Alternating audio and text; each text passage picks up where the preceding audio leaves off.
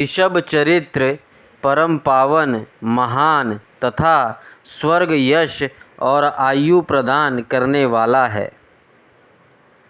5वां अध्याय शिव जी द्वारा योगेश्वर अवतारों का वर्णन। शिव जी बोले, ब्राह्मण, 10वें द्वापर में त्रिधामा नामक व्यास मुनि होंगे जो हिमालय के उच्च शिखर पर भृगु नामक स्थान पर रहेंगे। उस अवतार में भी मेरे भृगु, बलवधु, नरामित्र और केतु श्रृंग नामक 4 तपस्वी पुत्र होंगे। 11वां द्वापर आने पर त्रिव्रत नामक व्यास होंगे और मैं कलिंग में गंगा के द्वापर में तप नाम से प्रकट होऊंगा और लंबोदर, लंबादा, केशलंब और प्रलंबक नामक मेरे 4 पुत्र होंगे। ये चारों दंडवर्ती होंगे। तत्पश्चात 12वां द्वापर आएगा। इसमें शततेजा मुनि व्यास होंगे और मैं अत्रि नामक अवतार धारण करूँगा। इस समय सर्वज्ञ, समबुद्धि, साध्य और शर्व नाम के मेरे 4 पुत्र होंगे। वे महायोगी होंगे और निर्वृत्ति के मार्ग का अनुसरण करेंगे। 13वें द्वापर में व्यास धर्म स्वरूप नारायण होंगे और मैं गंधमादन पर्वत पर बालखिल्य आश्रम में जन्म लेकर महामुनि बलि के नाम से जाना जाऊंगा। तब सुदामा, कश्यप, वशिष्ठ और विरजा मेरे पुत्र होंगे। वहीं 14वें द्वापर में व्यास जी दक्ष बनकर और मैं गौतम के रूप में अवतरित होऊंगा। तब अत्रि, वशद, श्रवण और श्रविकष्ट मेरे पुत्र के रूप में जन्म लेंगे। 15वां द्वापर आने पर मैं हिमालय के वेद शीर्ष नामक पर्वत पर सरस्वती नदी के उत्तरी तट पर वेदशिरा के रूप में धारण करूँगा। वेदशिरा के अवतार में कुणी, कुणिबाहु, कुशरीर और कुनेत्रक नाम के 4 वीर पराक्रमी पुत्र उत्पन्न होंगे। उस समय व्यास जी त्रयारुणी नामक अवतार में होंगे।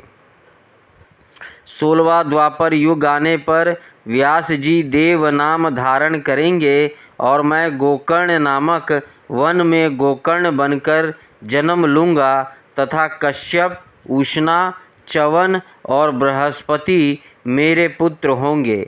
17वें द्वापर युग में व्यास देव कृतंजय होंगे। मैं ग्रहवासी नाम से अवतार लूँगा और उतथ्य, वामदेव, महायोगा और महाबल मेरे पुत्र होंगे। 18वां द्वापर आने पर मैं शिखंडी पर्वत पर, जहाँ शिखंडी वन है, वहाँ शिखंडी नाम से अवतरित होऊंगा और ऋतुंजय व्यास होंगे। उस समय वाचा, श्रवा, रुचिक, श्यावास्य और यतीश्वर मेरे पुत्र तपस्वी होंगे। 19वें द्वापर युग में महामुनि भारद्वाज व्यास होंगे और मैं माली नाम से हिमालय के शिखर पर जन्म लूँगा। तब मेरी लंबी लंबी जटाएं होंगी। हिरण्यनामा, कौसल्य, लोकाक्षी और प्रदीमी, जो कि गंभीर स्वभावी हैं, मेरे पुत्र के रूप में जन्म लेंगे। 20वां द्वापर आने पर व्यास जी गौतम और मैं अट्टहास नाम से अवतार धारण करूँगा। सुमंत व वरीर, विद्वन, कंभद और कुणिबंधर मेरे योग संपन्न पुत्र होंगे। 21वें द्वापर युग में मैं दारुक नाम से पैदा होऊंगा और मेरे नाम से उस स्थान का नाम दारुवन हो जाएगा। पल्छ, दार्भामणि, केतुमान तथा गौतम मेरे पुत्र होंगे और वाचा, श्रवा, व्यास होंगे। 22वां द्वापर युग आने पर व्यास जी शुष्मायान, के रूप में अवतार लेंगे और मैं वाराणसी में लागली भीम के अवतार के रूप में प्रकट होऊंगा। उस समय मुझ हलायु युद्धधारी शिव का दर्शन सभी देवता करेंगे तथा भल्लरी, मधु, पिंग और श्वेत केतु मेरे पुत्र होंगे तथा वे धार्मिक रुचि रखने वाले होंगे।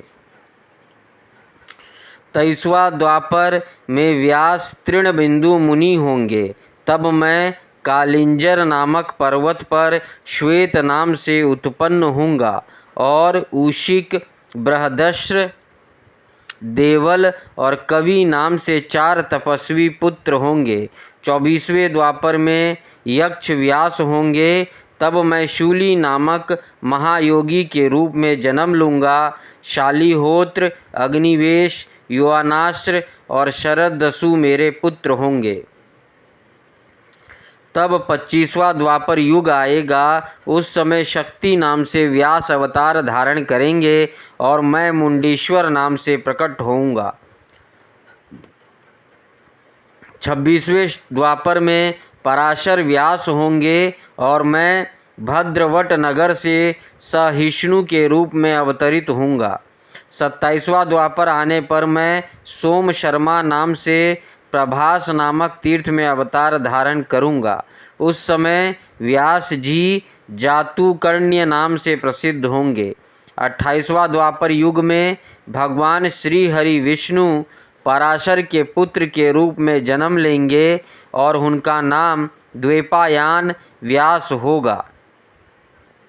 उस समय श्री कृष्ण अपने छठे अंश से वसुदेव के पुत्र के रूप में जन्म लेकर वासुदेव नाम से जगत प्रसिद्ध होंगे। तब मैं लकुली के नाम से प्रकट होऊंगा। इस प्रकार देवादिदेव भगवान शिव ने मनवंतर के चतुर्योगियों के योगेश्वर अवतारों का वर्णन किया। इन 28 योगेश्वर अवतार में उनके 4 परम शिष्य होंगे जो शरीर पर भस्म और मस्तक पर त्रिपुंड, गले में रुद्राक्ष की माला धारण किए होंगे। ये शिष्य विद्वान और भक्त होंगे। 6वां अध्याय नंदिकेश्वर अवतार। सनत कुमार जी ने पूछा, हे प्रभु, आप महादेव जी के अंश से उत्पन्न होकर भगवान शिव को कैसे प्राप्त हुए? कृपा कर मुझे इस उत्तम कथा का वर्णन सुनाइए। नंदीश्वर बोले, हे ब्रह्मापुत्र सनत कुमार जी, शीलाद नामक एक धर्मात्मा मुनि थे। एक बार जलपुत्र की कामना से शीलादि ऋषि इंद्र की तपस्या और उनका ध्यान करने लगे। तब देवराज इंद्र ने प्रकट होकर उनसे कहा कि मैं आपकी इच्छा को पूरा करने में असमर्थ हूँ, अतः आप परमपिता परमेश्वर भक्तवत्सल भगवान शिव की स्तुति करो। वे ही आपकी इच्छा पूरी करने में सक्षम हैं। यह सुनकर शीलाद प्रसन्न होकर पूर्ण भक्ति भावना और श्रद्धा पूर्वक देवादिदेव भगवान शिव की तपस्या करने लगा। शीलाद की कठोर तपस्या से प्रसन्न होकर भगवान शिव ने उसे साक्षात दर्शन दिए और बोले, हे शीलाद, ब्रह्मा जी, श्री हरि विष्णु सहित सभी देवताओं और ऋषि मुनियों ने मेरे अवतार धारण करने के लिए मेरी तपस्या की और मुझे सभी इस पूरे संसार का पिता मानते हैं। फिर भी मैं आपको अपना पिता बनने का वरदान देता हूँ। मैं आपका अयोनिज पुत्र बनकर जन्म लूँगा और मेरा नाम नंदी होगा। यह कहकर भगवान शिव वहाँ से अंतर्ध्यान हो गए। तत्पश्चात शिलाद भगवान शिव की जय जयकार करते हुए अपने आश्रम में चले गए। वहाँ उन्होंने सभी को यह बात बताई। कुछ समय उपरांत मेरे पिता शिलाद यज्ञ भूमि को सही कर रहे थे कि उसी समय मैं भगवान शिव की आज्ञा से उनके शरीर से उत्पन्न हुआ। तब चारों ओर प्रसन्नता छा गई। जब मेरे पिता शिलाद ने मेरे बाल रूप को देखा, जो सूर्य और अग्नि के समान तेज, प्रभावशाली और प्रकाशमान था, हाथ में त्रिशूल एवं सिर पर जटाजूट धारण किया था, तो मेरा रूप देखकर वे आनंद से झूम उठे।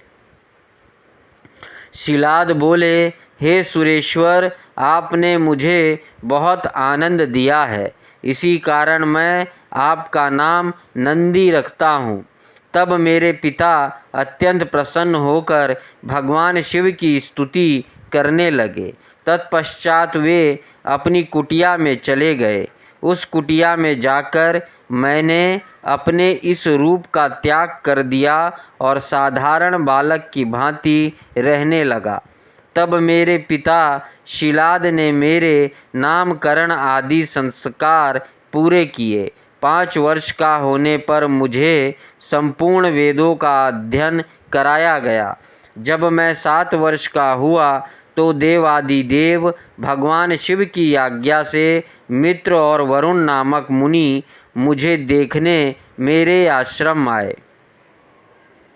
मेरे पिता शिलाद ने उन दोनों का उत्तम आसन पर बैठाया और उनकी बहुत आवाभगत की।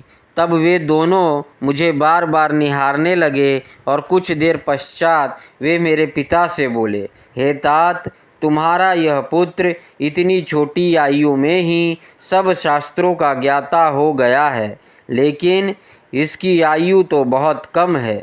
इसके जीवन का तो मात्र 1 वर्ष शेष रह गया है। तब उन दोनों की बातें सुनकर मेरे पिता शिलाद अत्यंत दुख से भर गए और रोने लगे। अपने पिता को इस प्रकार दुखी देखकर नंदीश्वर ने उनसे प्रश्न किया। वे पूछने लगे, पिताजी, आप किस कारण इतने दुखी हो रहे हैं? तब पिता शिलाद ने मुझे मेरी अल्पायु के विषय में बताया। तो मैं बोला, हे पिताजी, आप इस प्रकार दुखी ना हो। मुझे देवता, दानव, यक्ष, गंधर्व, काल, यमराज या कोई भी मनुष्य नहीं मार सकता। मेरी अल्पायु में मृत्यु नहीं होगी। मेरे इस प्रकार के वचन को सुनकर मेरे पिता शिलाद ने पूछा कि पुत्र, तुमने ऐसा कौन सा तप किया है कि तुम्हें ऐसी कौन सी शक्ति प्राप्त हो गई है जो तुम ऐसा कह रहे हो? तब मैंने कहा, हे पिताजी, मैं भगवान शिव की आराधना और स्तुति से ही मृत्यु को दूर भगा दूंगा, आप चिंता ना करें। यह कहकर नंदी ने पिता शिलाद को प्रणाम किया और स्वयं वन की ओर चल दिया। 7वां अध्याय, नंदी को वर प्राप्ति और विवाह वर्णन। नंदीश्वर बोले, हे महामुने, मैंने वन में जाकर घोर तपस्या करनी शुरू कर दी। मैं स्वच्छ मन और श्रद्धा भाव से भगवान शिव के 3 नेत्र, 10 भुजा तथा 5 मुख वाले रूप का ध्यान करते हुए मंत्र का जाप करने लगा। मेरी दुष्कर तपस्या से अभिभूत होकर भगवान शिव प्रसन्न हो गए। तब भगवान शिव ने देवी पार्वती सहित मुझे दर्शन दिए। भगवान शिव बोले, हे शिलाद पुत्र नंदी, मैं तुम्हारी इस तपस्या से बहुत प्रसन्न हुआ हूँ।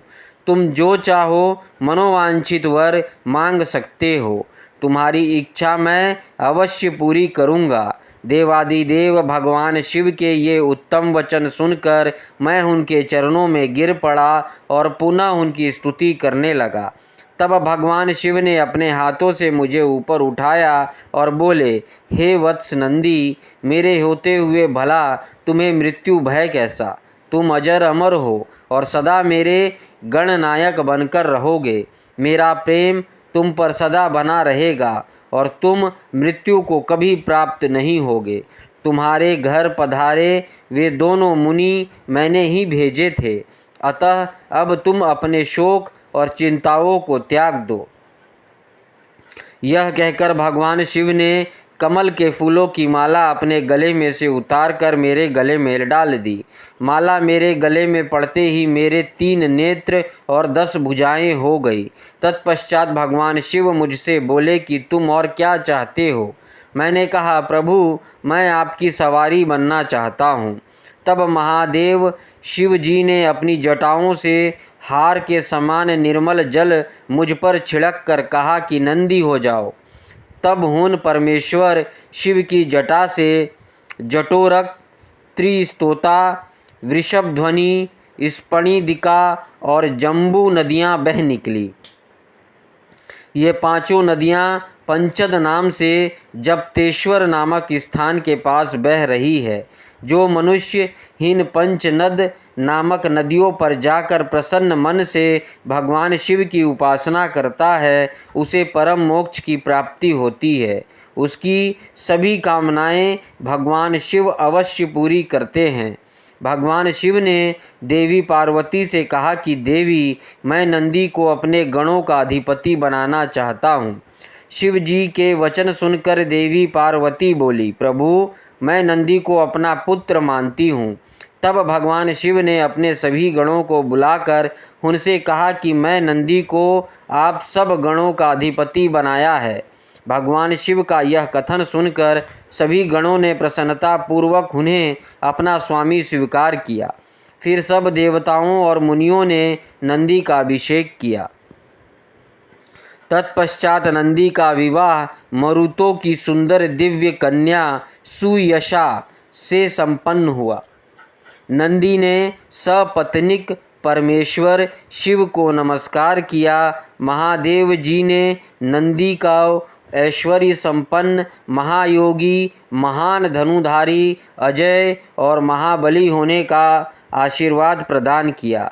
देवी पार्वती ने प्रसन्नता पूर्वक नंदी से मनोवांछित फल मांगने के लिए कहा। नंदी बोला कि हे माते, मेरी सदैव आपके चरणों में भक्ति बनी रहे। यह सुनकर देवी पार्वती ने उसकी इच्छा पूर्ण कर दी। तत्पश्चात सब देवताओं ने भी हर्षित मन से मुझे अनेक वरदान प्रदान किए। तब भगवान शिव से आज्ञा लेकर सब उनका गुणगान करते हुए अपने स्थान को चले गए। महामुने, नंदीश्वर के अवतार का वर्णन शिव भक्ति बढ़ाने वाला और आनंददायक है। इसे पढ़ने अथवा सुनने से सभी सुखों की प्राप्ति होती है। 8वां अध्याय भैरव अवतार। नंदीश्वर बोले, हे सनत कुमार जी, भगवान शिव के परम रूप भैरव जी हैं। एक समय की बात है, ब्रह्मा जी सुमेरु पर्वत पर बैठकर ध्यान में मग्न थे। उसी समय देवता उनके पास आए और उन्हें हाथ जोड़कर नमस्कार करने लगे। तत्पश्चात उन्होंने पूछा, हे ब्राह्मण, इस संसार के अविनाशी तत्व क्या है? कृपया कर इस विषय में हमें बताइए। तब भगवान शिव की माया से मोहित होकर ब्रह्मा जी बोले, हे देवताओं, आपकी प्रसन्नता के लिए मैं आपको उस अविनाशी तत्व के बारे में बताता हूँ। इस संसार में मुझसे बढ़कर कोई भी नहीं है। मेरे द्वारा ही यह सारा संसार उत्पन्न हुआ है। मैं ही स्वयंभू, अज, ईश्वर, अनादि, भोक्ता, ब्रह्मा और निर्जन आत्मा हूँ। मेरे कारण ही संसार प्रवृत्त और निर्वृत्त होता है। ब्रह्मा जी के इन वचनों को सुनकर वहीं बैठे भगवान श्री हरि विष्णु को बहुत बुरा लगा। तब श्री हरि ब्रह्मा जी को समझाते हुए बोले कि ब्रह्मा, तुम इस प्रकार अपनी स्वयं ही प्रशंसा ना करो, क्योंकि मेरी आज्ञा के फलस्वरूप ही तुम इस सृष्टि के रचयिता हो। इस प्रकार ब्रह्मा जी व श्रीहरि आपस में लड़ाई करने लगे। दोनों ही अपने को बड़ा और दूसरे को निम्न समझ रहे थे। तब उन्होंने अपने को उच्च सिद्ध करने के लिए वेदों का स्मरण किया। फलस्वरूप चारों वेद वहीं उपस्थित हो गए। जब ब्रह्मा जी और श्री हरि विष्णु ने उन चारों वेदों से अपनी श्रेष्ठता के संबंध में पूछा, तब सर्वप्रथम ऋग्वेद भगवान शिव का स्मरण करते हुए बोले, हे ब्रह्मा, हे श्रीहरि, जिसके भीतर समस्त भूत निहित है तथा जिसके द्वारा सब कुछ प्रवृत्त होता है, जिन्हें इस संसार में परम तत्व कहा जाता है, वह एक भगवान शिव ही है। तब यजुर्वेद बोले कि उन परमेश्वर भगवान शिव की कृपा से ही वेदों की प्रामाणिकता भी सिद्ध होती है। उन्हीं भगवान शिव शंकर को संपूर्ण यज्ञों तथा योग में स्मरण किया जाता है। तत्पश्चात सामवेद बोले कि जो समस्त संसार के लोगों को भरमाता है और जिसकी खोज में सदा ऋषि मुनि लगे रहते हैं, जिनकी कांति से सारा विश्व प्रकाशमान होता है, वह त्र्यंबक महादेव जी हैं। इस पर अथर्व बोल उठे, भक्ति से साक्षात्कार कराने वाले तथा समस्त दुखों का नाश करने वाले एकमात्र देव भगवान शिव ही हैं। वेदों द्वारा कहे गए इन वचनों को सुनकर ब्रह्मा और विष्णु बोले, हे वेदों, तुम्हारे वचनों से सिर्फ तुम्हारी अज्ञानता ही झलकती है। भगवान शिव तो सदा नंगे रहते हैं, अपने शरीर पर भस्म धारण करते हैं, उनके सिर पर जटाजूट व गले में रुद्राक्ष है, वे सर्पों को भी धारण करते हैं। भला शिव को परम तत्व कैसे कहा जा सकता है? उनकी परम ब्रह्म किस प्रकार माना जा सकता है? ब्रह्मा जी और श्री हरि विष्णु के इन वचनों को सुनकर हर जगह मूर्त और अमूर्त रूप में विद्यमान रहने वाले ओमकार बोले कि भगवान शिव शक्तिधारी हैं, वही परमेश्वर हैं तथा सबका कल्याण करने वाले हैं। वे महान लीलाधारी हैं और इस संसार में सब कुछ उनकी आज्ञा से ही होता है। ओमकार की बातें सुनकर भी ब्रह्मा जी और विष्णु जी की बुद्धि में ये बात नहीं आई और वे इसी प्रकार आपस में लड़ते रहे। उनका विवाद खत्म होने का नाम ही नहीं ले रहा था। तभी उन दोनों के बीच में एक विशाल ज्योति प्रकट हो गई। इस विशाल ज्योति का ना तो आरंभ था ना ही कोई अंत। उस अग्नि की ज्वाला से ब्रह्मा जी का पांचवा मुख जलने लगा। उसी समय कल्याणकारी भगवान शिव वहाँ प्रकट हो गए। ब्रह्मा जी शिव जी से बोले, हे पुत्र, तुम मेरी शरण में आओ, मैं तुम्हारी रक्षा करूँगा। तुम मेरे सिर से ही प्रकट हुए हो। तुमने प्रकट होकर रोना आरंभ कर दिया था, इसी कारण मैंने तुम्हारा नाम रुद्र रखा था। ब्रह्मा जी के इस प्रकार के वचनों को सुनकर सर्वेश्वर भगवान शिव को भी क्रोध आ गया।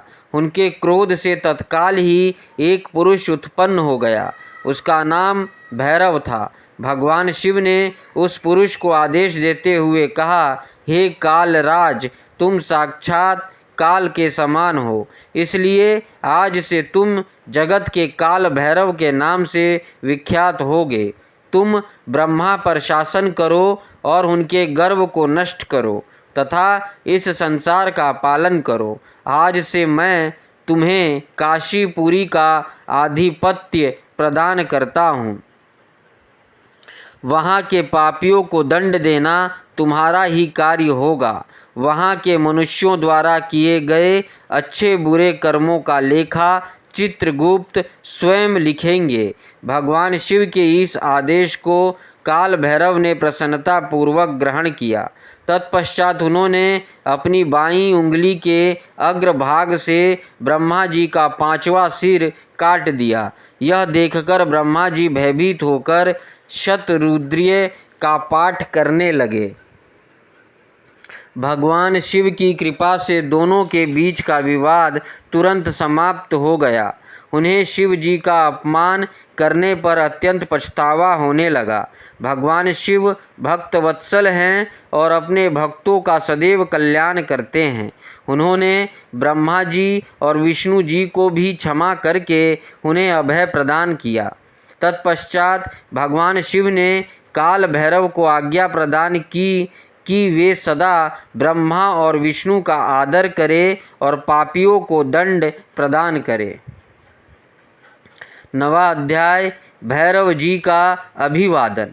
नंदीश्वर बोले, हे सनत कुमार जी, भगवान शिव का आशीर्वाद पाकर भैरव जी कालों के भी काल हुए। उन्होंने अपने प्रभु भगवान शिव की आज्ञा से कपालिक व्रत को धारण किया। काल भैरव हाथ में कपाल लेकर काशी नगरी की ओर चल दिए, परंतु ब्रह्म हत्या नामक कन्या उनके पीछे लग गई। एक दिन जब काल भैरव कपालिक वेश धारण करके भगवान नारायण के स्थान पर गए, तब त्रिनेत्रधारी भगवान शिव के भैरव रूप को आता देख कर सब देवताओं व ऋषि मुनियों ने हाथ जोड़कर उन्हें प्रणाम किया और उनकी स्तुति करने लगे। भगवान विष्णु ने अपनी प्रिया देवी लक्ष्मी से कहा, हे देवी, आज हम दोनों धन्य हो गए जो हमने भगवान शिव के काल भैरव रूप का दर्शन किया। इन्हीं ने इस पृथ्वी को धारण कर रखा है। यह भगवान शिव ही शरणागतों को शांति प्रदान करने वाले तथा सभी तत्वों से युक्त हैं। यही सब प्राणियों के अंतर्यामी और अपने भक्तों को सब कुछ प्रदान करने वाले हैं और उनकी कामनाओं को पूरा करने वाले हैं। इनके दर्शनों से ही मनुष्य सब बंधनों से मुक्त हो जाता है। काल भैरव जी को इस प्रकार भिक्षा मांगते हुए देखकर भगवान श्री हरि विष्णु ने उनसे प्रश्न किया कि हे भगवान, आप तो तीनों लोकों का राज्य प्रदान करने वाले हैं, भला आपको भिक्षा मांगने की क्या आवश्यकता पड़ गई। तब विष्णु जी के इस प्रकार के वचनों को सुनकर काल भैरव जी बोले, हे नारायण, मैंने ब्रह्मा जी के 5वें सिर को काट दिया था, इसलिए अपने द्वारा किए गए पाप का पश्चाताप करने हेतु मैं यह कर रहा हूँ। तब काल भैरव के इन वचनों को सुनकर भगवान विष्णु बोले, हे भैरव, आप तो समस्त दुखों का नाश करने वाले विघ्नहर्ता हैं। आप सदा ही लीलाएं करते रहते हैं। तब देवी ने भिक्षा के रूप में मनोरथी नाम की विद्या भैरव जी के भिक्षा पात्र में डाल दी।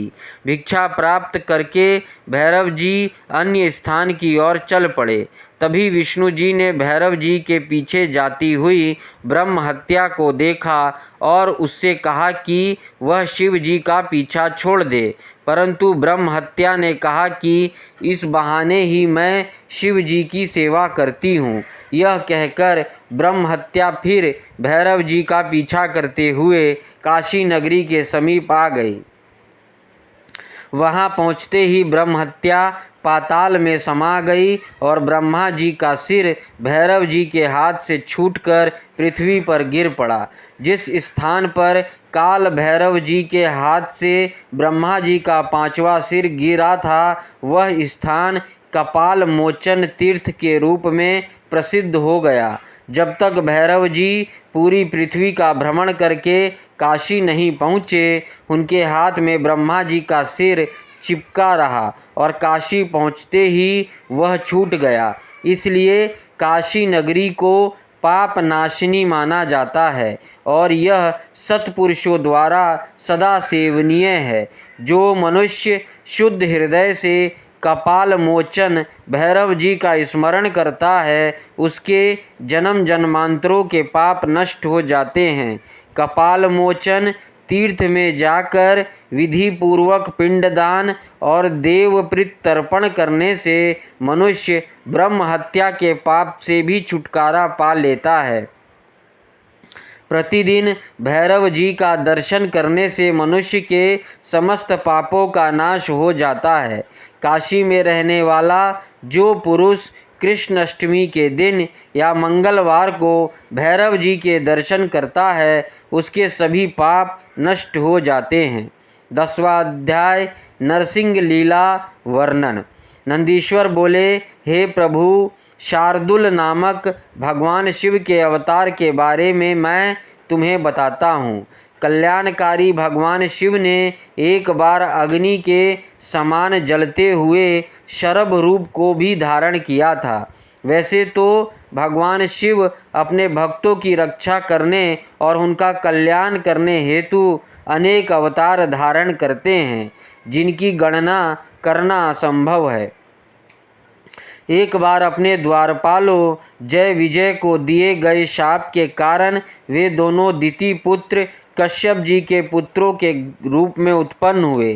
पहला पुत्र हिरण्यकश्यपु और दूसरा हिरण्याक्ष रूप से विख्यात हुआ। इन दोनों ने घोर तपस्या करके ब्रह्मा जी से वरदान प्राप्त कर लिया और पूरे संसार में उपद्रव करना आरंभ किया। वे किसी से डरते नहीं थे और ऋषि मुनियों और देवताओं के शत्रु बनकर उन्हें सदैव नुकसान पहुंचाते थे। उन्होंने शौनित नगर को अपनी राजधानी बनाया था और तीनों लोकों पर विजय का लक्ष्य बनाकर निरंतर युद्ध में लगे हुए थे। वे बहुत पापी और दुराचारी हो गए थे। इस प्रकार उनके पाप दिन प्रतिदिन बढ़ते जा रहे थे। तब ब्रह्मा जी व सब देवताओं ने भगवान श्री हरि विष्णु से प्रार्थना की कि वे उन्हें हिरण्यकश्यपु के अत्याचारों से मुक्त कराए। हिरण्यकश्यपु ने अपने पुत्र प्रहलाद को भी मारने का प्रयत्न किया, क्योंकि प्रहलाद भगवान विष्णु का परम भक्त था और अपने पिता हिरण्यकश्यपु को भी सदा विष्णु जी की शरण में जाने की सलाह देता था। जबकि हिरण्यकश्यपु अपने आगे किसी को कुछ नहीं समझता था। वह स्वयं को भगवान मानता था और अपनी प्रजा से अपनी पूजा करने के लिए कहता था। एक दिन हिरण्यकश्यपु ने प्रहलाद को मार डालने के लिए उसे एक विशाल खंभे पर बांध दिया। भक्तवत्सल भगवान अपने भक्तों को कष्ट में देखकर सदा उनकी रक्षा करने के लिए आते हैं। भगवान विष्णु ने नरसिंह रूप धारण किया, जो कि आधा मनुष्य का था और आधा सिंह का, और उसी खंभे को फाड़कर प्रकट हो गए। उन्होंने देखते ही देखते युद्ध करने आए सभी दैत्यों का संहार कर दिया। तत्पश्चात हिरण्यकश्यपु को अपनी गोद में लिटाकर अपने नाखूनों से उसका शरीर फाड़ दिया। हिरण्यकश्यपु के मरते ही सब देवता आनंदित हो उठे, परंतु जब नरसिंह रूप धारण किए हुए भगवान विष्णु का क्रोध शांत नहीं हुआ तो सभी चिंतित हो गए। तब अपने आराध्य भगवान विष्णु का क्रोध शांत करने के लिए उनके भक्त प्रहलाद ने उनकी स्तुति की। प्रहलाद की स्तुति से प्रसन्न होकर विष्णु जी ने उन्हें गले से लगा लिया, परंतु फिर भी उनके क्रोध की ज्वाला शांत नहीं हुई। तब सब देवता भक्तवत्सल कल्याणकारी भगवान शिव की शरण में गए और उनसे विष्णु के क्रोध को शांत करने की प्रार्थना की। उनकी प्रार्थना सुनकर सर्वेश्वर शिव ने उन्हें कहा, हे देवताओं, आप लोग चिंता का त्याग करके अपने अपने धाम को जाइए। मैं भगवान श्री हरि विष्णु को अवश्य शांत करूँगा। तब देवता प्रसन्नतापूर्वक अपने धाम को चले गए।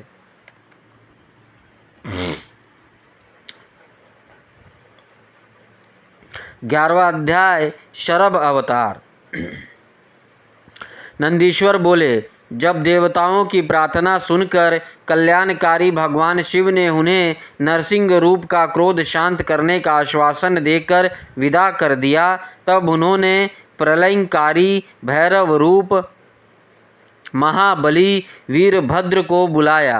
वीरभद्र को आदेश देते हुए शिव जी बोले, हे भैरव, नरसिंह के क्रोध की अग्नि को शांत कर देवताओं के भय को दूर करो। यदि वे आपके समझाने से ना माने तो आप मेरे भाव भैरव का रूप दिखाकर उन्हें शांत करना। भगवान शिव की आज्ञा का पालन करते हुए भैरव तुरंत ही नरसिंह जी का क्रोध शांत करने के लिए चल पड़े। नरसिंह जी के पास पहुंचकर भैरव जी ने उन्हें नमस्कार करने के उपरांत इस प्रकार कहा, हे माधव, आपने इस संसार को सुखी करने हेतु यह अवतार धारण किया है। आपने पहले मछली का रूप रखकर और अपनी पूंछ से नाव को बांधकर मनु जी को समुद्र में घुमाया था। पृथ्वी का उद्धार करने के लिए ही आपने वाराह रूप धरा था।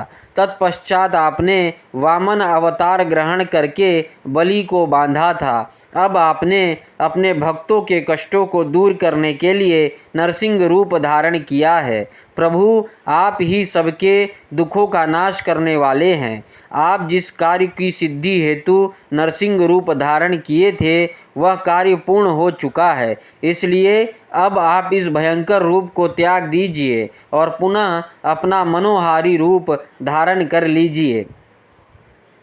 वीरभद्र के हीन वचनों को सुनकर नरसिंह जी के क्रोध की ज्वाला और भड़क उठी और वे बोले, तुम यहाँ से तुरंत चले जाओ, वरना मैं इसे पूरे संसार का संहार कर दूंगा। मेरे अंश से ही ब्रह्मा और इंद्र प्रकट हुए हैं, मैं ही सबका स्वामी हूँ। इस प्रकार विष्णु जी के कहे वचनों को सुनकर वीरभद्र को बहुत क्रोध आया।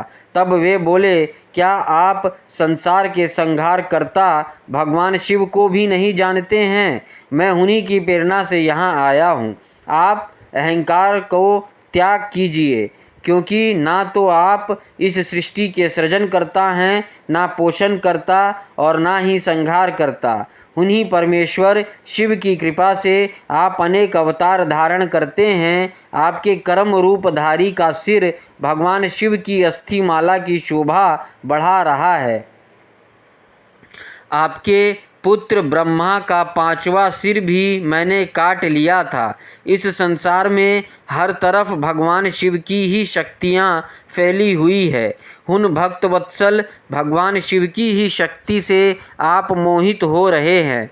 हे नरसिंह, आप तत्काल ही अपने इस क्रोध और अहंकार को छोड़कर पुनः अपने शांत रूप में आ जाएं, अन्यथा भगवान शिव की आज्ञा से यहाँ पधारे मुझ भैरव रूपी क्रोधी का वज्र आप पर पड़ेगा, जिससे आप तत्काल मृत्यु को प्राप्त हो जाओगे।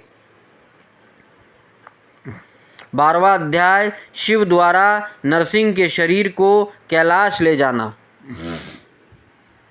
सनत कुमार जी बोले, नंदीश्वर जी, भगवान शिव के अवतार काल भैरव ने जब क्रोधित होकर नरसिंह रूप धारण किए विष्णु जी को इस प्रकार क्रोध से फटकारा, तब आगे क्या हुआ? क्या उन्होंने भैरव जी की आज्ञा का पालन किया या फिर क्रोधित काल भैरव ने श्री विष्णु जी के नरसिंह रूप का संहार कर दिया? नंदी, आप जल्दी से मेरी इस जिज्ञासा को शांत करिए। महामुने सनत कुमार जी के हीन वचनों को सुनकर नंदीश्वर बोले, भैरव जी के वीरभद्र रूप के हीन वचनों को सुनकर नरसिंह जी, जो कि पहले से क्रोध में भरे हुए थे, और अधिक क्रोधित होकर वीरभद्र पर झपट पड़े। तब वीरभद्र ने उन्हें अपनी भुजाओं में कसकर पकड़ लिया। वीरभद्र के इस प्रकार पकड़ने से नरसिंह जी अत्यंत व्याकुल हो उठे। तत्पश्चात वीरभद्र ने उन्हें इसी प्रकार कसकर पकड़े रखा और उन्हें लेकर उड़ गए। वे उन्हें उड़ाकर परम पावन शिव धाम ले गए और ले जाकर शिव जी के वाहन वृषभ के नीचे पटक दिया। इस प्रकार जोर से नीचे फेंके दिए जाने पर नरसिंह रूपी भगवान श्री हरि विष्णु व्याकुल हो उठे।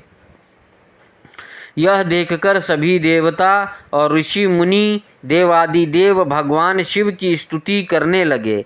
भगवान शिव की माया से ग्रसित होकर भगवान श्री हरि विष्णु का शरीर भय से कांपने लगा। भयभीत होकर विष्णु जी नरसिंह अवतार में त्रिलोकीनाथ भगवान शिव की स्तुति करने लगे।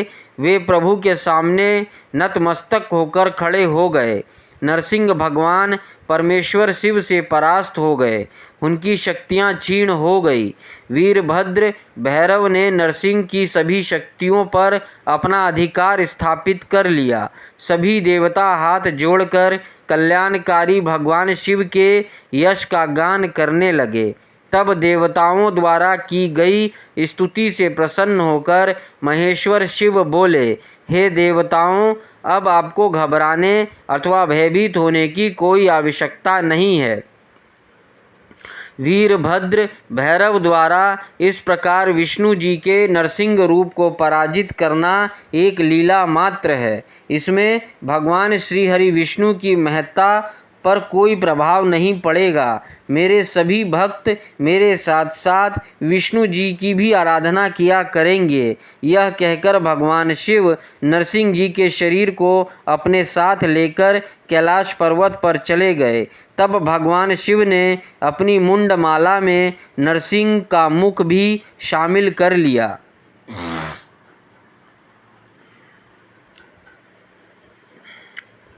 13वां अध्याय विश्वानर को वरदान।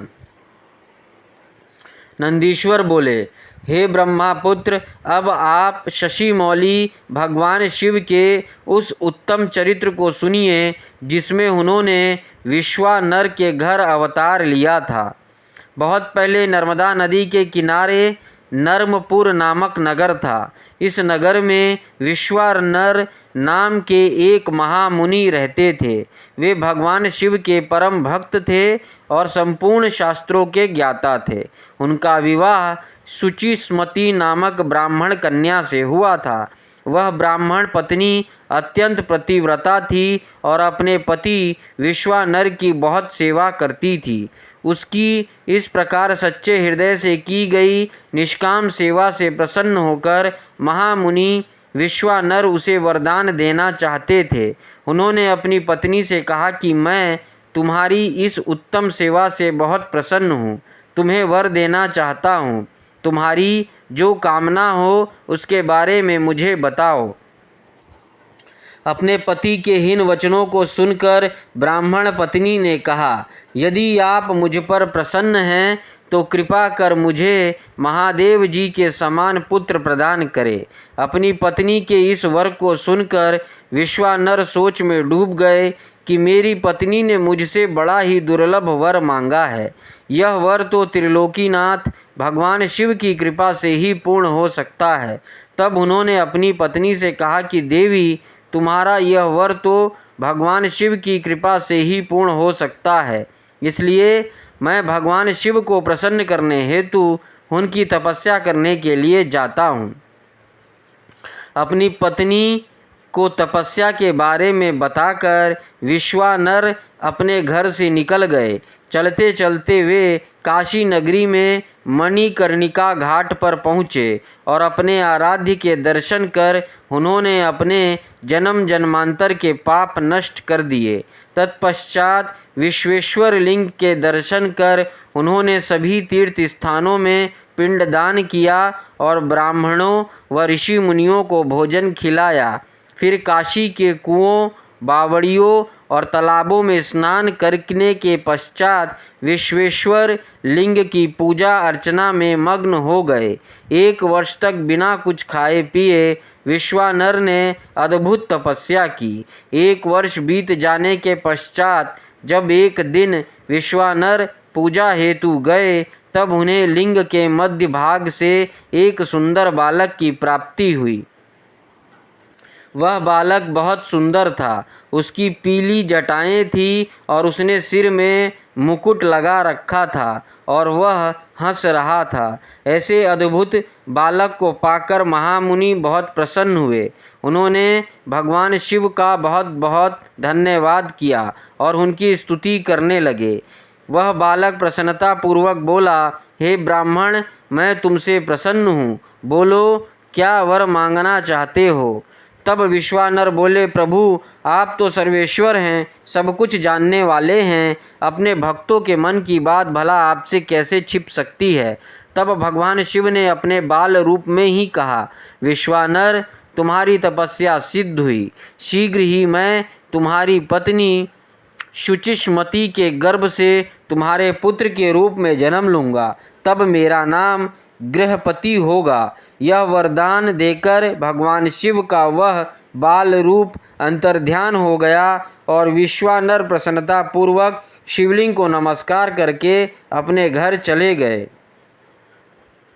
14वां अध्याय गृहपति अवतार। नंदीश्वर बोले, जब विश्वानर भगवान शिव से वरदान प्राप्त करके अपने घर वापिस आए तो उन्होंने अपनी पति शुचिष्मति को सारी बातें बताई। समय बीतता गया। कुछ समय पश्चात शुचिष्मति गर्भवती हुई। शुभ लग्नों का योग होने पर उनके गर्भ में चंद्रमा के समान मुख वाला सुंदर पुत्र उत्पन्न हुआ।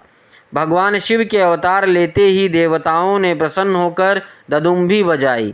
मरीचि, अत्रि, पुलह, पुलसत्य, कृतु, अंगिरा, वशिष्ठ, कश्यप, अगस्त्य, बिम्भांड, मृदुल, लोमेश, लोमचारण, भारद्वाज, गौतम, भृगु, गालव, गर्ग, जातकर्ण्य, हशासर, आपस्तंभ, याज्ञवाल्क्य, यज्ञ, वाल्मीदिक, शतातप, लिखित, शिलाद, शंख, जमदग्नि, सवर्त, मतंग, भरत, अंशुमान, व्यास, कात्यायन, कुत्स, शौनक, ऋषि श्रृंग, दुर्वासा, शुचि, नारद, तुम्बरु, उत्तक, वामदेव, देवल, हारित, विश्वामित्र, भार्गव, मृकंड, दारुक, धौम्य, उपमन्यु, वत्य आदि मुनि और मुनि कन्याएं और मुनि पुत्र भगवान शिव के गृहपति अवतार के दर्शनों हेतु विश्वानर मुनि के पास में आए।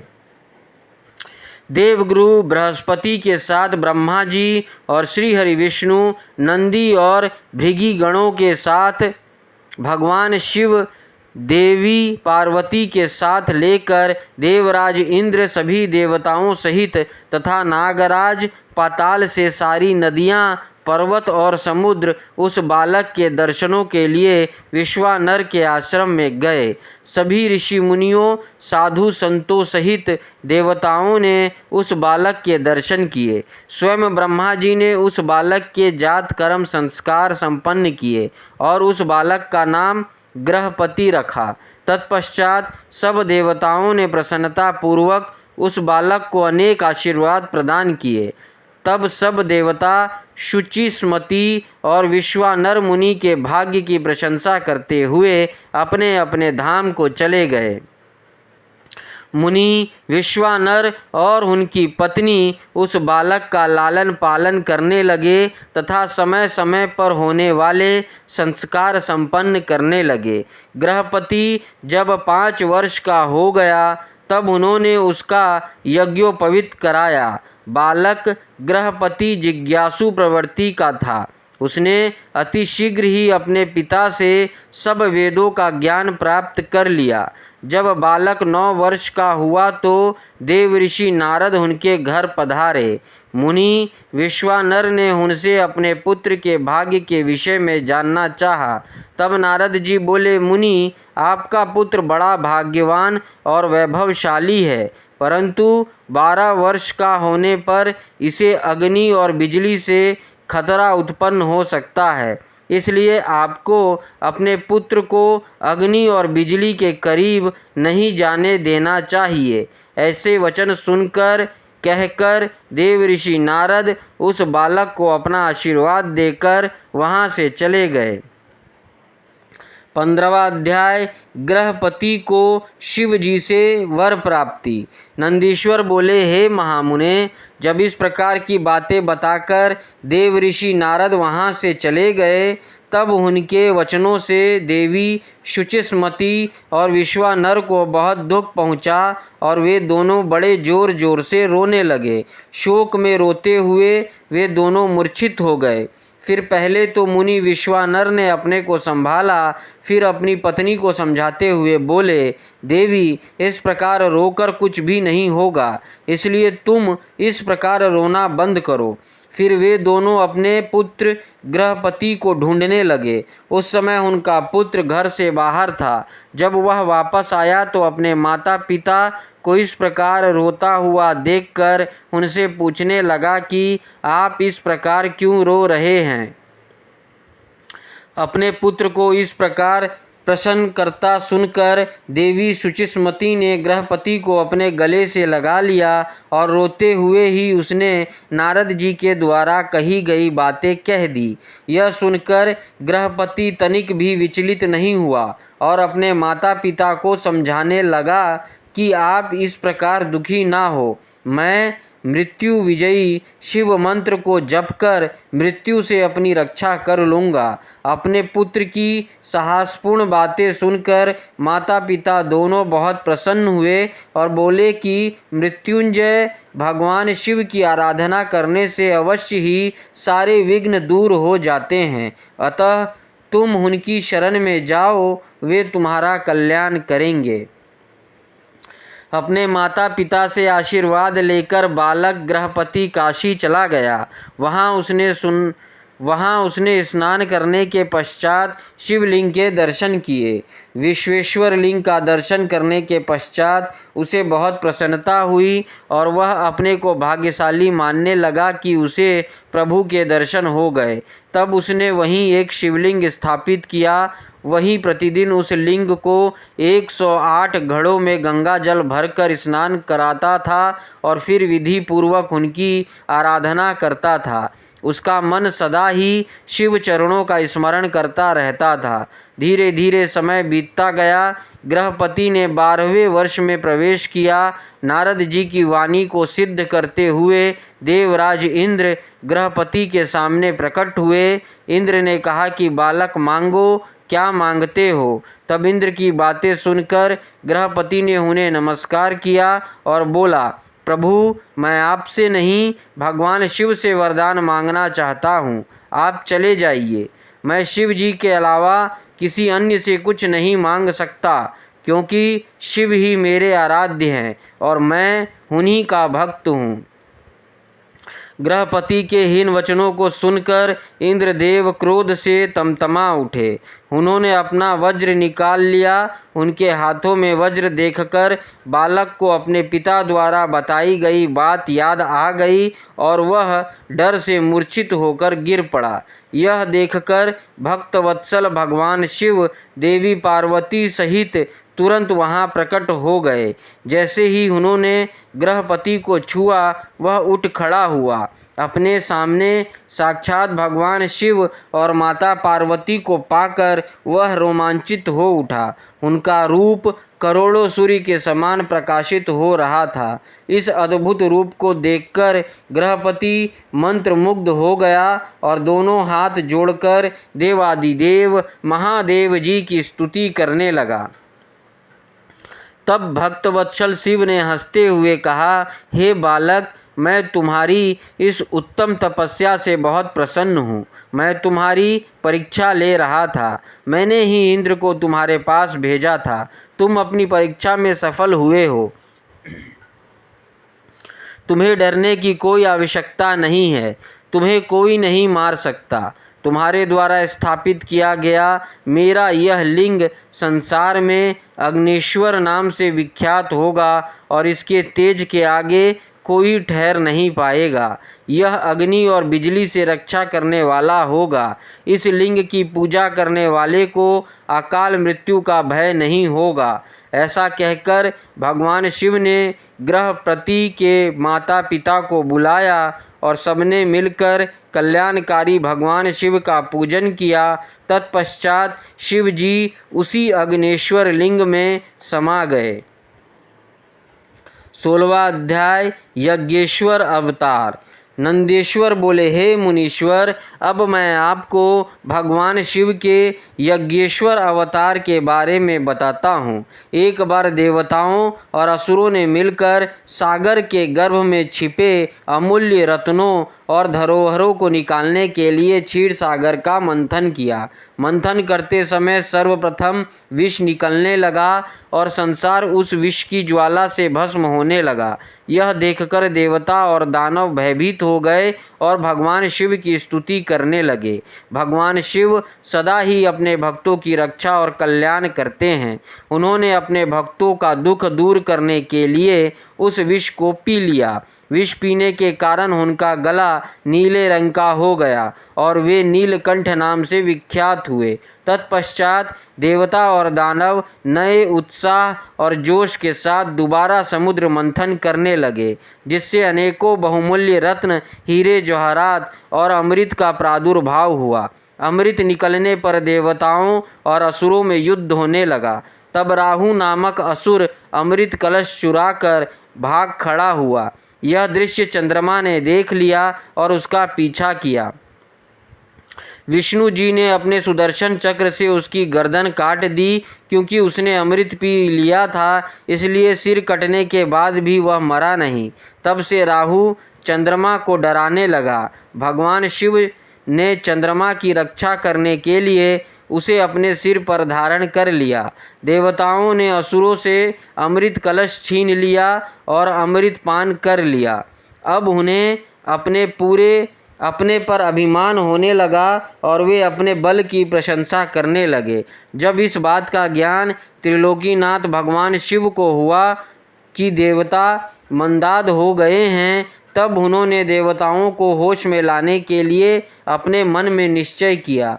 भगवान शिव यक्ष का रूप रखकर देवताओं के पास गए। देवता उनसे अपने बल की प्रशंसा करने लगे।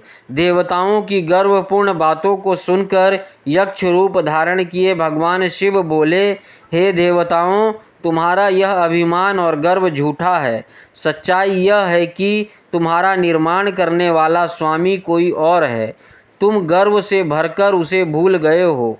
तुम में अहंकार और अभिमान आ गया है। अभी मैं तुम्हारे बल की परीक्षा लेता हूँ।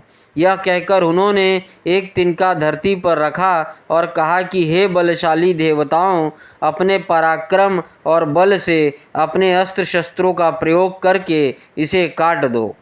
तब सब देवता अपने बल और पराक्रम को सिद्ध करने के लिए उस तिनके पर प्रहार करने लगे, परंतु सबके अस्त्र शस्त्र व्यर्थ हो गए। वे उस तिनके का कुछ भी ना बिगाड़ सके। वह तिनका अपने स्थान से जरा सा भी नहीं हिला। यह देखकर सब देवताओं को बहुत आश्चर्य हुआ।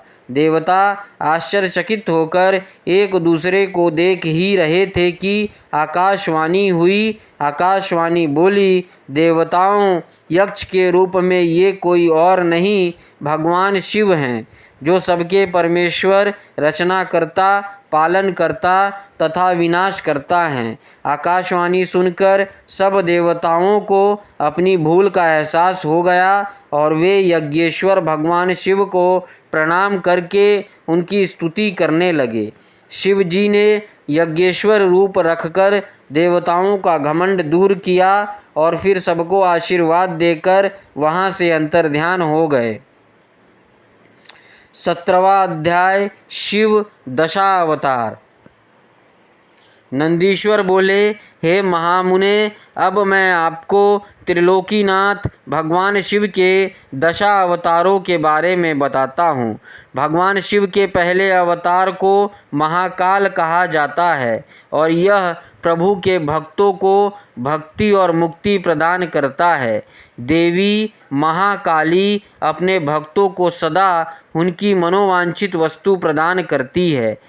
तारा नामक दूसरा अवतार सेवकों को सुख तथा भक्ति मुक्ति देता है।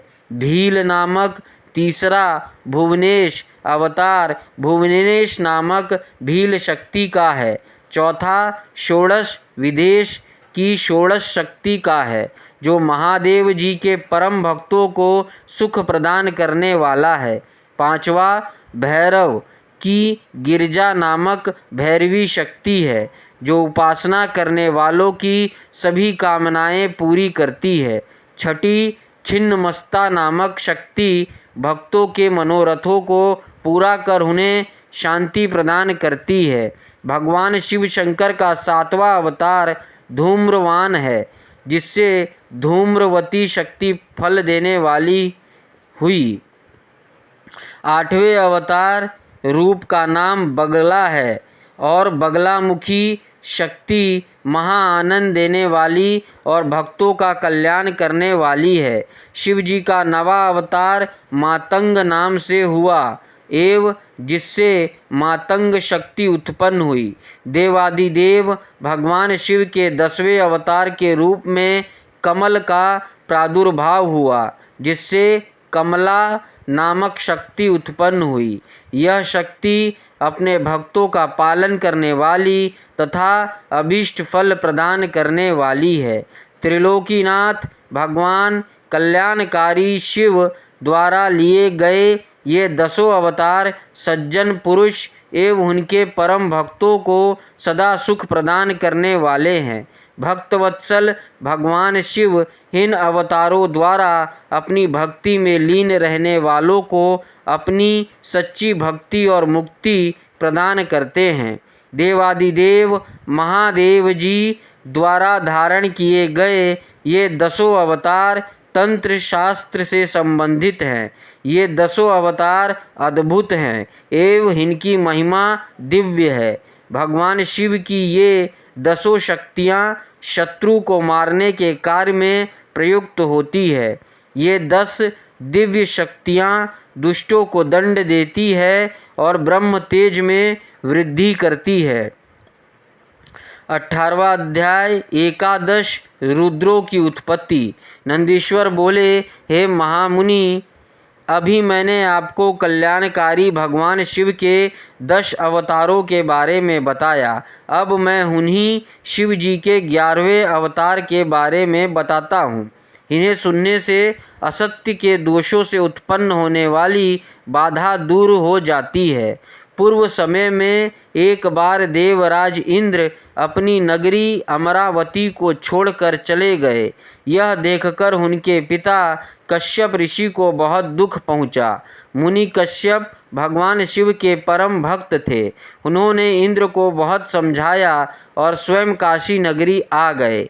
वहां उन्होंने पवन पावन गंगा जी में स्नान के पश्चात विश्वेश्वर लिंग के दर्शन किए और उसी के पास एक अन्य शिवलिंग की स्थापना की। उस लिंग की स्थापना कश्यप मुनि ने देवताओं के हितों के लिए की थी। फिर वे उस शिवलिंग की नित्य विधि पूर्वक पूजा अर्चना करने लगे और तपस्या में लीन रहने लगे। इस प्रकार दिन बीतते गए। एक दिन प्रसन्न होकर भगवान शिव प्रकट हुए और बोले, हे मुनि कश्यप, मैं आपकी आराधना से प्रसन्न हूँ। मांगो, क्या मांगना चाहते हो? मैं तुम्हारी इच्छा अवश्य पूरी करूँगा। तब भगवान शिव के वचन को सुनकर कश्यप मुनि बहुत प्रसन्न हुए और बोले, महादेव जी की स्तुति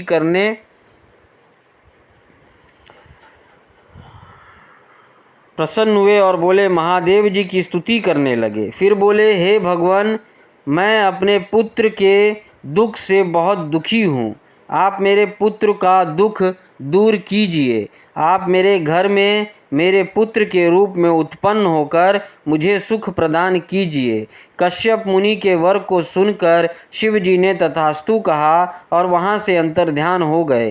तब कश्यप मुनि भी प्रसन्नता पूर्वक अपने घर वापिस आ गए। उन्होंने सब देवताओं को अपने वरदान के बारे में बताया, जिसे जानकर सब देवता प्रसन्न हुए। भगवान शिव अपने द्वारा दिए गए वरदान के फलस्वरूप कश्यप मुनि के यहाँ उनके पुत्र के रूप में जन्मे। कश्यप मुनि ने प्यार से उनका नाम सुरभि रखा। सुरभि के जन्म पर बड़ा उत्सव हुआ। सभी देवताओं ने प्रसन्न होकर फूल बरसाए। अप्सराएं नृत्य करने लगी तथा चारों दिशाओं में मंगल ध्वनि गूंजने लगी। देवताओं ने कश्यप मुनि को बहुत बहुत बधाई दी। तत्पश्चात सुरभि के बड़े होने पर उनसे कपाली, पिंगल, भीम, विरूपाक्ष, विलोहित, शास्ता, अजपात, आपिवृद्ध, शंभु, चंड तथा भव नामक 11 रुद्रों ने जन्म लिया। इन 11 रुद्रों ने देवताओं की रक्षा करने तथा उनका हित करने हेतु अनेकों असुरों का वध किया। फिर उन्होंने दैत्य द्वारा अधिकृत किया स्वर्ग का राज्य वापस ले लिया और उस पर फिर से देवराज इंद्र का राज्य हो गया। ये 11 रुद्र आज भी देवताओं की रक्षा करने के लिए स्वर्ग में विराजमान रहते हैं। 19वां अध्याय दुर्वासा चरित्र। नंदीश्वर बोले, हे महामुने, परम तेजस्वी तपस्वी महर्षि अत्रि, जो देवी अनुसुईया के पति थे, ब्रह्मा जी की आज्ञा से ऋक्षकुल नामक पर्वत पर, जो कि विंध्याचल के पास में स्थित था, पुत्र की कामना से घोर तपस्या की। उनकी तपस्या दिन प्रतिदिन और भीषण होती जा रही थी, जिससे तेज अग्नि की ज्वाला प्रकट हुई और उससे सब लोक जलने लगे। तब सब देवताओं ने मिलकर ब्रह्मा जी से प्रार्थना की। ब्रह्मा जी सब देवताओं को साथ लेकर भगवान श्री हरि विष्णु के शरण में गए। तब उन्होंने विष्णु जी को महर्षि अत्रि की तपस्या से उत्पन्न ज्वाला के विषय में बताया। तब श्री हरि विष्णु बोले कि परमेश्वर भगवान शिव ही इस समस्या को दूर कर सकते हैं, इसलिए हमें उनकी शरण में जाना चाहिए। तत्पश्चात श्री हरि ब्रह्मा जी व अन्य देवताओं को साथ लेकर भगवान शिव के शरण में गए। कैलाश पर्वत पर पहुंचकर सबने त्रिलोकीनाथ भगवान शिव को नमस्कार किया और उनकी स्तुति करने लगे। उन्होंने महादेव जी को अत्रि मुनि की तपस्या के बारे में बताया। तत्पश्चात तीनों ब्रह्मा, विष्णु और शिव जी अत्रि मुनि को वरदान देने के लिए गए। उनके पद चिन्हों को पहचान कर अत्रि मुनि ने उन तीनों की अलग अलग स्तुति करनी आरंभ कर दी। अत्रि बोले, हे ब्रह्मा, विष्णु, शिव, आप सभी इस प्रकार में इस संसार में सबके लिए आदरणीय और पूजनीय हैं। आप सबके ईश्वर हैं और इस सृष्टि का सृजन, रक्षा और विनाश करने वाले हैं। भगवान, मैंने तो पुत्र प्राप्ति हेतु भगवान शिव का पूजन आराधना किया था, परंतु आप तीनों के एक साथ दर्शन पाकर मैं धन्य हो गया। प्रभु, मुझे मेरा इच्छित वरदान दीजिए। मुनि अत्रि की प्रार्थना सुनकर त्रिदेव बोले, हे महामुने, हम तुम्हारी उत्तम तपस्या से प्रसन्न हैं। हम तीनों देवता एक समान ही हैं और हमें एक ही अंश है। हमारे वरदान से तुम्हारे 3 पुत्र होंगे, जो हम तीनों के अंश होंगे। यह कहकर ब्रह्मा, विष्णु और शिव वहाँ से अंतर्ध्यान हो गए। अत्रि मुनि वरदान पाकर खुशी से झूम उठे और वापस अपने आश्रम में चले गए। वहाँ पहुंचकर उन्होंने अपनी पत्नी अनुसुईया को वरदान के विषय में बताया, जिसे सुनकर वे भी हर्षित हो उठी। समय बीतता गया। निर्धारित समय पर देवी अनुसुईया के 3 पुत्रों का जन्म दिया, जो कि स्वयं भगवान शिव, ब्रह्मा और विष्णु का अंश थे। ब्रह्मा जी के अंश से चंद्रमा, विष्णु जी के अंश से दत्त तथा भगवान शिव के अंश से दुर्वासा जी की उत्पत्ति हुई। दुर्वासा जी ने सूर्यवंश से उत्पन्न राजा अम्बरीश, जो कि सप्तद्वीप के स्वामी थे, की परीक्षा ली। एक दिन राजा अम्बरीश ने एकादशी का व्रत रखा। तब दुर्वासा जी ने अपने शिष्यों को साथ लेकर उनके राजमहल में गए। उधर अम्बरीश ने सब ब्राह्मणों को भोजन कराने के उपरांत जैसे ही जल पिया, दुर्वासा ऋषि वहां पहुंचकर उन पर नाराज होने लगे। वे बोले, राजन, हमें निमंत्रण देकर बुलाने पर भी आपने हमारा इंतजार नहीं किया और हमें भोजन कराने से पहले ही जल पी लिया। अब तुम्हें अपनी करनी का फल अवश्य भुगतना होगा। यह कहकर दुर्वासा जी ने राजा अम्बरीश को शाप से भस्म करना चाहा, परंतु उसी समय उनकी रक्षा हेतु सुदर्शन चक्र आ गया और वह दुर्वासा मुनि को ही जलाने लगा।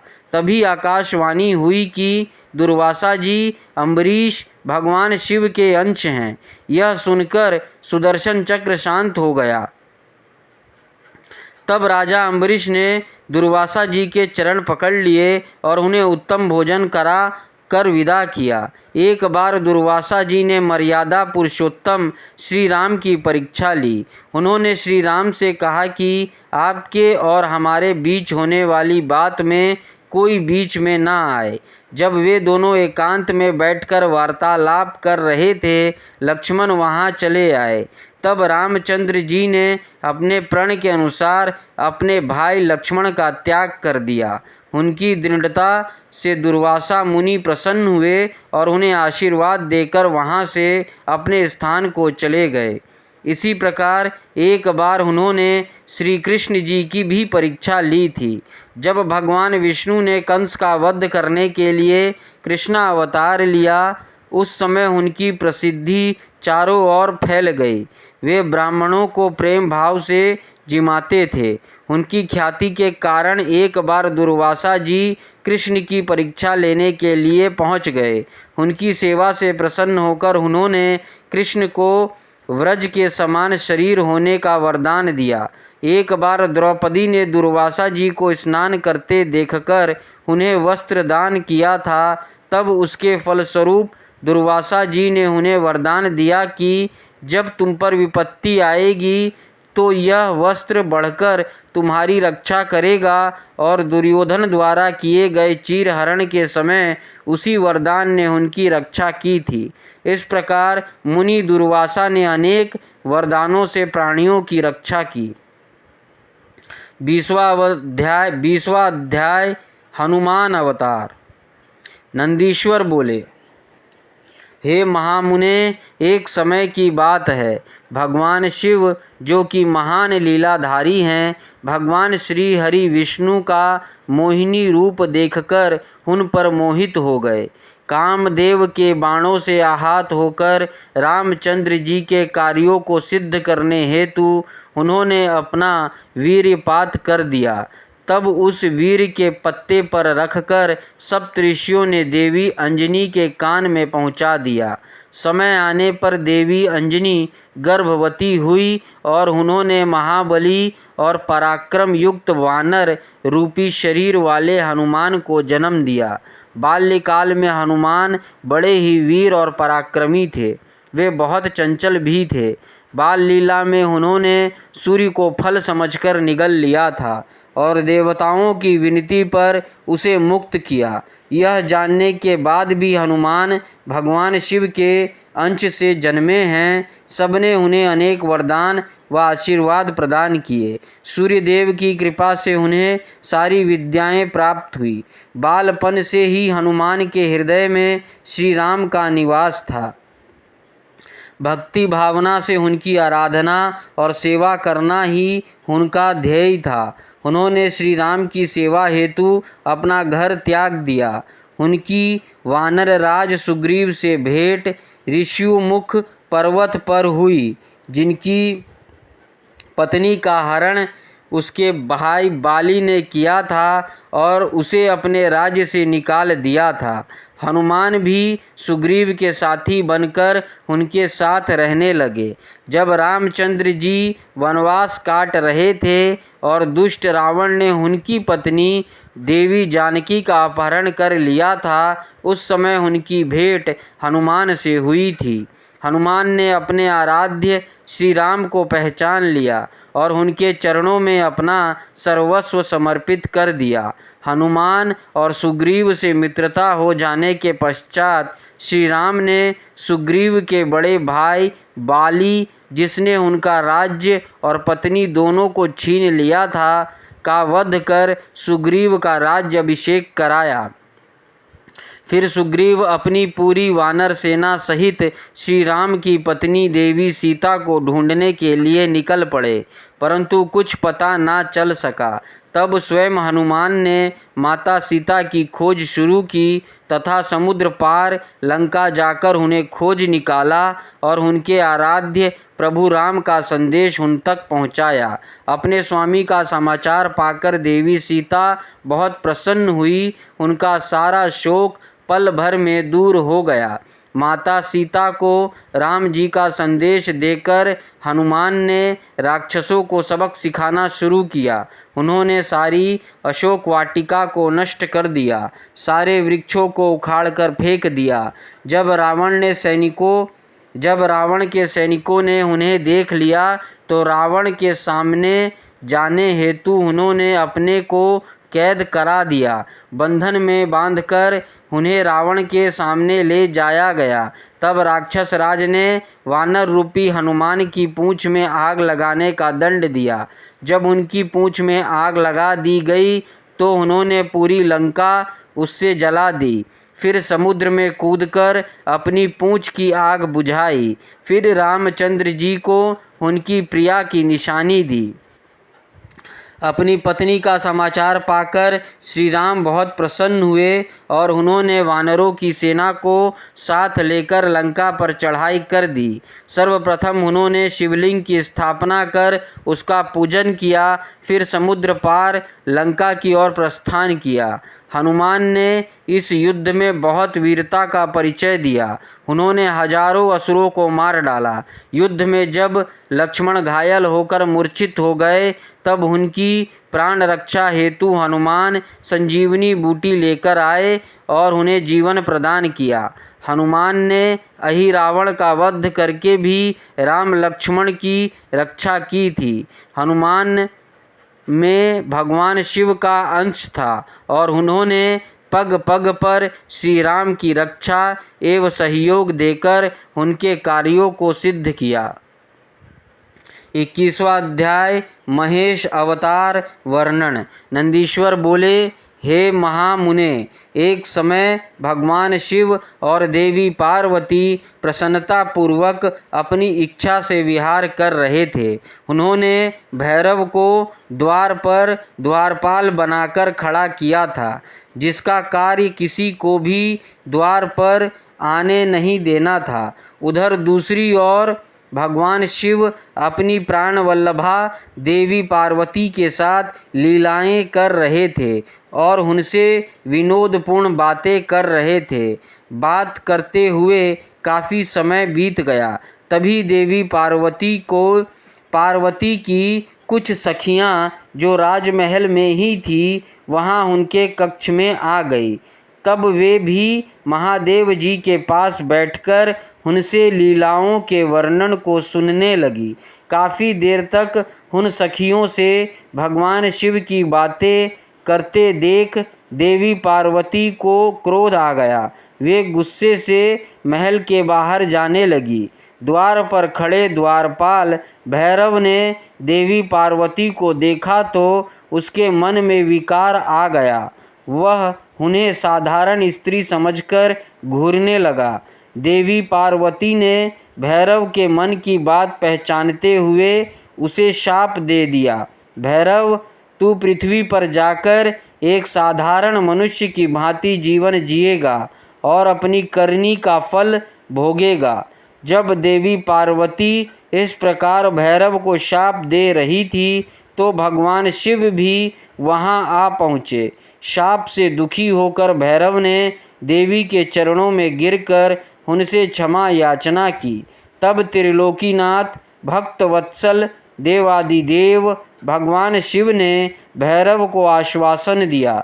इस पर भैरव बोले कि हे प्रभु, देवी के शाप के प्रकोप से मुझे बचाइए।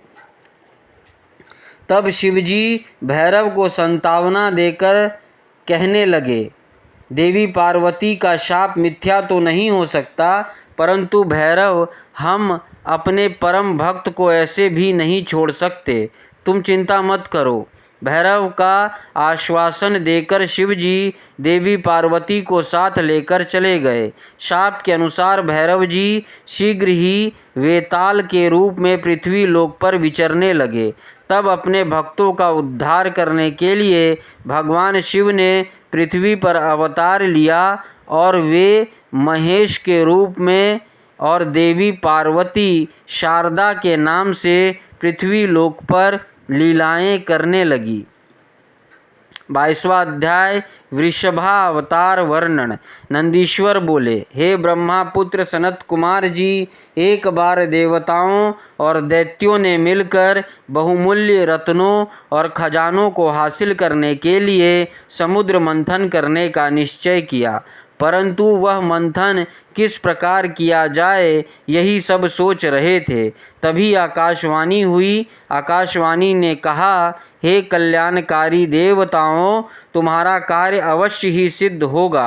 तुम मंदराचल पर्वत को मथनी और नागराज वासुकी को रस्सी बनाकर क्षीर सागर का मंथन करो। आकाशवाणी सुनकर देवता और दानव उत्साहित होकर मंदराचल पर्वत को उखाड़ने लगे। अपने इस कार्य में वे असफल हो गए, परंतु जब वे मंदराचल को मथानी बनाने के लिए क्षीर सागर में डालने लगे तो अत्यंत भारी होने के कारण वह उनके ऊपर गिर पड़ा। अनेक देवता और दानव उससे दब गए। भयभीत होकर भगवान शिव की आराधना करने लगे। भगवान शिव अपने भक्तों पर सदा अपनी कृपा रखते हैं।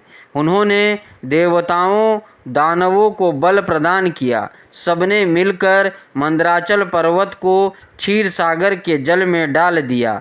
फिर नागराज वासुकी को रस्सी बनाकर समुद्र मंथन करना आरंभ किया। समुद्र मंथन के फलस्वरूप धन्वंतरी, वेद, चंद्रमा, पारिजात, कल्प वृक्ष, उच्चे श्रवा घोड़ा, ऐरावत हाथी, मदिरा, हरि का धनुष, शंख, कामधेनु, कौस्तुभ मणि, अमृत तथा कालकूट विष आदि वस्तुएं निकली। साथ ही परम सुंदर मनोहर रूप एवं धन वैभव की स्वामिनी देवी लक्ष्मी भी निकली। भगवान श्री हरि विष्णु ने देवी लक्ष्मी, शंख, कौस्तुभ मणि तथा गदा को ग्रहण किया। सूर्यदेव ने उच्चेश्रवा नामक घोड़े को लिया। इंद्रदेव ने पारिजात, कल्प वृक्ष और ऐरावत हाथी से देवलोक की शोभा बढ़ाई। त्रिलोकीनाथ भक्तवत्सल भगवान शिव ने देवताओं और असुरों सहित पूरे संसार की रक्षा हेतु मंथन से निकला कालकूट विष पिया और नीलकंठ नाम से प्रसिद्ध हुए। उन्होंने चंद्रमा की रक्षा हेतु उसे अपने सिर पर धारण किया। असुरों ने रमण कराने वाली मदिरा को लिया तो मनुष्यों ने धन्वंतरी वेद को ग्रहण किया। मुनिजनों ने कामधेनु को ग्रहण किया। तत्पश्चात सबसे अंत में निकले अमृत कलश को देखकर सब उसे लेने के लिए झपटे।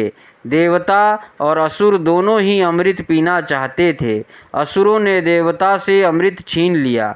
दुखी देवता भगवान शिव के शरण में गए। तब अपने भक्तों को दुख को जानकर शिव ने श्री हरि विष्णु को मोहिनी रूप धारण कर अपनी माया से अमृत कलश असुरों से लाने के लिए कहा। विष्णु जी की माया से मोहित होकर दैत्यों ने उन्हें अमृत कलश दे दिया। तब विष्णु जी ने देवताओं को ही अमृत पान कराया। यह देखकर दैत्य को सारी माया समझ आ गई। फिर वे बलपूर्वक अमृत पाने के लिए युद्ध करने लगे। घोर युद्ध हुआ। भगवान शिव और विष्णु जी की कृपा से देवता विजयी हुए और असुरों को विष्णु जी ने पाताल लोक जाने का आदेश दिया। वे स्वयं असुरों को पाताल ले गए, परंतु दैत्यों ने अपनी चालाकी और माया से उन्हें वहां बंदी बना लिया और स्वयं उपद्रव करने लगे। जब देवताओं को असुरों ने प्रताड़ित करना आरंभ कर दिया तब वे परेशान होकर ब्रह्मा जी के पास पहुँचे और उन्हें अपनी व्यथा कथा सुनाई। फिर ब्रह्मा जी देवराज इंद्र सहित अन्य देवताओं को अपने साथ लेकर त्रिलोकीनाथ देव आदिदेव भगवान शिव के पास गए। वहां पहुंचकर उन्होंने शिव जी को प्रणाम किया और स्तुति आरंभ कर दी। तत्पश्चात उन्होंने शिव जी से कहा, हे भगवान, असुरों ने हमें परेशान कर रखा है। उन्होंने भगवान श्री हरि विष्णु को भी बंदी बनाकर पाताल में कैद कर लिया है। अतः प्रभु, आप उन्हें मुक्त कराएं और हमारी रक्षा करें। देवताओं की प्रार्थना सुनकर भगवान शिव ने उन्हें रक्षा का आश्वासन देकर विदा किया और स्वयं देवताओं के कल्याण हेतु वृषभ अवतार धारण किया। 23वां अध्याय वृषभ अवतार लीला वर्णन।